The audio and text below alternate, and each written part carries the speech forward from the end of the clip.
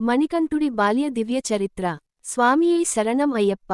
పరమశివుడు మరియు మహావిష్ణువు మోహిని అవతారం యొక్క దివ్య సంకల్పంతో జన్మించిన హరిహరపుత్రుడు మణికంఠుడు, లోకంలో ధర్మాన్ని స్థాపించడానికి అవతరించాడు. ఒక రోజు పాండలం రాజ్యాన్ని పాలిస్తున్న రాజశేఖర మహారాజు వేటకు వెళ్ళినప్పుడు, పాంపా నది సమీపంలోని అడవిలో ఒక దివ్య శిశువును చూశాడు. ఆ బాలుడి మెడలో ప్రకాశించే మణి ఉండటం వల్ల ఆయనకు మణికంఠుడు అనే పేరు పెట్టాడు. సంతానం లేని రాజు ఆ దివ్య శిశువును రాజమందిరానికి తీసుకువెళ్లి తన కుమారుడిగా పెంచుకున్నాడు. చిన్నప్పటి నుంచే మణికంఠుడు అసాధారణమైన జ్ఞానం, వినయం, ధైర్యం, కరుణ కలిగి ఉండేవాడు. గురుకులంలో అన్ని విద్యలను వేగంగా నేర్చుకొని గురువుల ప్రశంసలు పొందాడు. ఆయుధ విద్యలోనూ, వేద విద్యలోనూ ఆయనకు సాటి ఎవరూ ఉండేవారు కాదు. రాజ్య ప్రజలు మణికంఠుడి మంచి స్వభావాన్ని చూసి ఆయనను ఎంతో ప్రేమించేవారు. అడవిలోకి వెళ్ళినప్పుడు క్రూరమృగాలు కూడా ఆయన సమక్షంలో శాంతంగా ఉండేవని చెబుతారు. ఋషులు ఆయన దివ్య తేజస్సును గుర్తించి ఆశీర్వదించేవారు. కాలక్రమంలో మణికంఠుడు సాధారణ బాలుడు కాదని అందరికీ అర్థమైంది.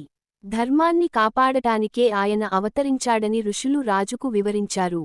తర్వాత జరిగిన మహిషి సంహారం ద్వారా మణికంఠుడు తన అవతార లక్ష్యాన్ని నెరవేర్చి, అనంతరం శబరిమలలో కొలువై భక్తులకు అనుగ్రహం అందించే అయ్యప్ప స్వామిగా వెలుగొందాడు. మణికంఠుడి బాల్య జీవితం మనకు వినయం, క్రమశిక్షణ, ధైర్యం, భక్తి అనే 4 గొప్ప గుణాలను నేర్పిస్తుంది. స్వామియే శరణం అయ్యప్ప. అయ్యప్ప స్వామి అడవిలో చేసిన దివ్య లీలలు.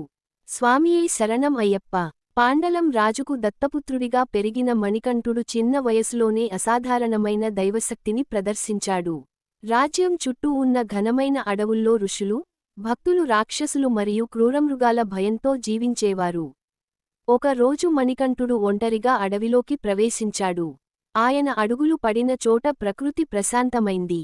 క్రూరమృగాలు కూడా ఆయనను చూసి శాంతించాయి.